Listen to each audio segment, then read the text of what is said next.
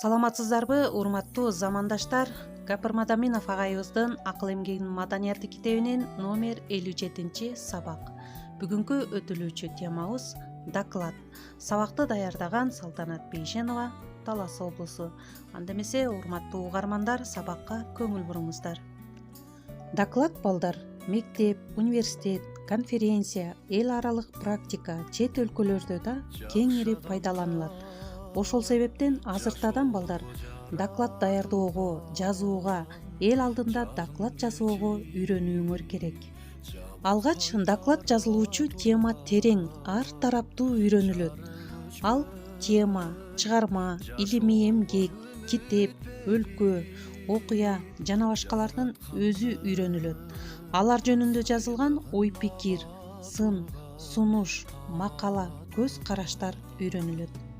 Алардын айрым орчундуу учурлары көчүрүлүп, докладда цитата, далил катары пайдаланылат. Пайдаланылган материалдар кайсы китеп, газетадан алынганы, автору ачык көрсөтүлөт. Докладдын максаты ой, сөздүн багыты, планы болот.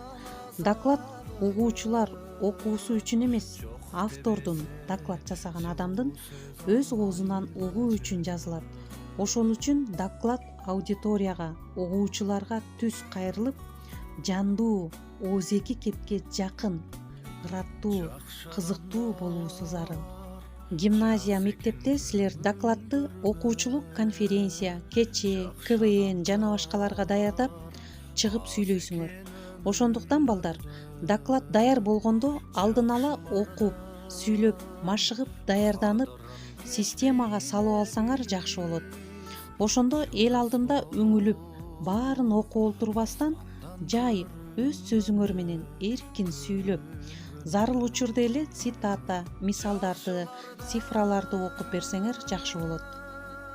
Доклад окууда балдар, ошол теманы терең өздөштүрүп алсаңар, аудитория менен түз байланышка чыгып, эркин баарлашып өткөрсө болот. Докладты уккандарга кызыктуу болсун үчүн докладка тиешелүү схема, таблица, диаграмма, сүрөт жана башкаларды көрсөтүп пайдалансаңар дагы болот. Докладдын эң аягында ошол докладчынын ой-пикири, корутундусу, сунуштары жазылып, айтылса дагы жакшы болот.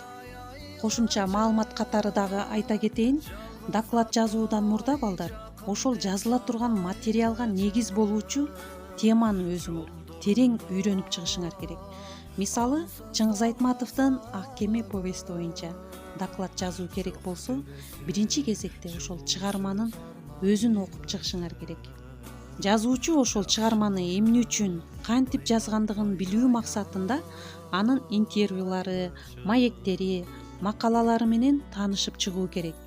Анан Ак кеме жөнүндө жазылган сын макалаларды, окурмандардын пикирлерин таап, таанышып, керектүү учурларын көчүрүп алуу керек.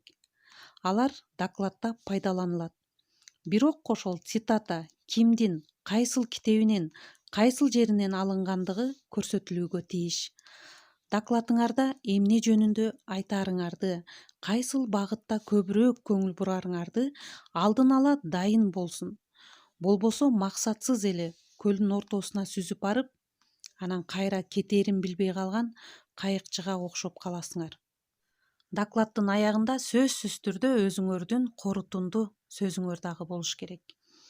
Анда эмесе, урматтуу окуучулар, ушуну менен бүгүнкү сабагыбызды жыйынтыктайбыз. Көңүл бурганыңарга чоң рахмат. Кийинки сабактардан жолукканча саламатта калгыла.